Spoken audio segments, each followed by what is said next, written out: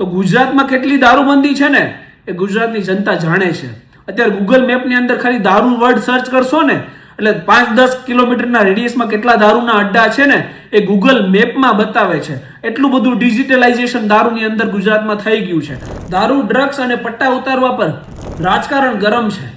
ત્યારે director general of police DGP એક રાજ્ય સેવકનું મેં ગઈકાલે એક સ્ટેટમેન્ટ સાંભળ્યું કે મારા ડિપાર્ટમેન્ટના લોકો કંઈ ભૂલ કરે ત્યારે ડિપાર્ટમેન્ટ બહારના લોકો મારા અધિકારીઓને કંઈ કહી જાય તો you are the leader of the force.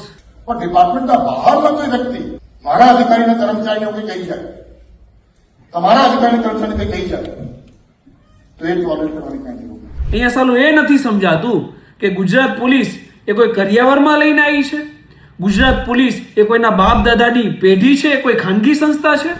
Gujarat પોલીસનો પગાર એ જનતાના ટેક્સના પૈસામાંથી થાય છે કે કોઈ શેઠેનો પગાર કરે છે.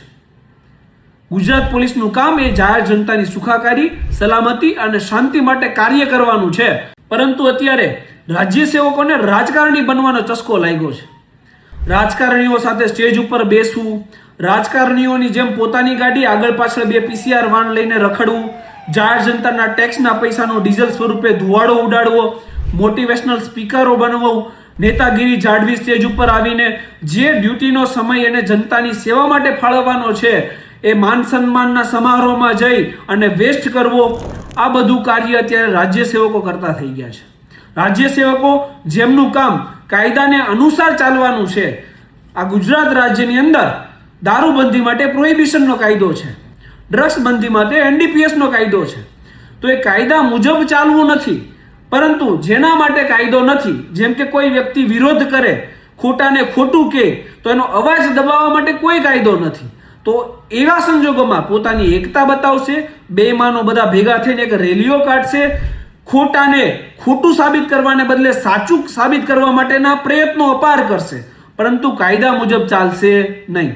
હું તો કહું છું કે તમારથી જો વિરોધ સહન ના થતો હોય તો કોન્સ્ટિટ્યુશનલ અમેન્ડમેન્ટ લાવો, બંધારણીય સુધારા લાવો કે જો કોઈ પણ વ્યક્તિ સરકાર કે રાજ્ય સેવકોની વિરોધ કરે તો એને ફાંસીની સજાની જોગવાઈ. કેમ કે જ્યાં સુધી આવો સુધારો નહીં આવે, જ્યાં સુધી અમારા ધડ ઉપર માથું છે, અમારા મોઢામાં જીભ છે અને બંધારણની ધારા 19(1) અમને વાણી અને અભિવ્યક્તિની આઝાદી આપે છે ને, ત્યાં સુધી અમે ચોરને ચોર જ કહીશું, સાહુકાર નહીં કહીએ, ખોટાને ખોટું જ કહીશું, ભ્રષ્ટાચારીને ભ્રષ્ટાચારી જ કહીશું, ઈમાનદાર નહીં કહીએ. કારણ કે અમને ખોટાને સાચું કહી અને ચાટવાની ટેવ નથી. હું અહીંયા 100% એક વાત કહીશ કે કોઈ પણ રાજ્યના નાયબ મુખ્યમંત્રીને તૂતા કહીને બોલાવવા એ કોઈ પણ સંજોગોમાં યોગ્ય ના કહેવાય, પરંતુ એ કહેવા બદલ રાજ્ય સેવકોને એટલો છૂટો દોર આપવો એ સંપૂર્ણપણે અયોગ્ય છે. મારે નાયબ મુખ્યમંત્રીને એક વિનંતી છે કે તમે તમારું પાસ્ટને યાદ કરો. તમે ગૃહમંત્રી બન્યા, મહેસૂલ મંત્રી બન્યા અને આજ નાયબ મુખ્યમંત્રી છો. તમે રાજ્ય સેવકોને પટ્ટા ઉતારવાની ધમકી આપીને ખખડાવ્યા છે.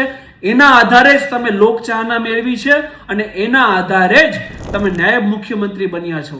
જો તમે આજે રાજ્ય સેવકોને છૂટો દોર આપશો, બેઈમાનોની એકતા બતાવશો, બેઈમાનો ભેગા મળીને રેલીઓ કાઢશે અને સાચાનો અવાજ દબાવવાનો પ્રયત્ન કરશો ને તો તમે તમારી જ લોકચાહના ગુમાવી રહ્યા છો.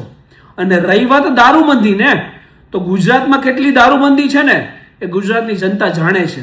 અત્યારે ગૂગલ મેપની અંદર ખાલી દારૂ વર્ડ સર્ચ કરશો ને એટલે 5-10 કિલોમીટરના રેડિયસમાં કેટલા દારૂના અડ્ડા છે ને એ ગૂગલ મેપમાં બતાવે છે. એટલું બધું ડિજિટલાઇઝેશન દારૂની અંદર ગુજરાતમાં થઈ ગયું છે. તો સચ્ચાઈને સ્વીકારો, એના ઉપર કામ કરો, કોઈનો અવાજ દબાવવા માટે કામ ના કરો. રાજ્ય સેવકોને એટલો છૂટો દોર ના આપો, એ તમારા જ જનપ્રતિનિધિઓને નડશે. આ બાબતે સત્યને સ્વીકારીને મનોમંથન કરશો તો સારી વાત છે. બાકી હું પણ બોલ્યો છું, મારી વિરુદ્ધ પણ એક ફેબ્રિકેટેડ ને ખોટી FIR કરાવી શકો. જય હિન્દ, જય સંવિધાન, ધન્યવાદ, ઇન્કલાબ જિંદાબાદ.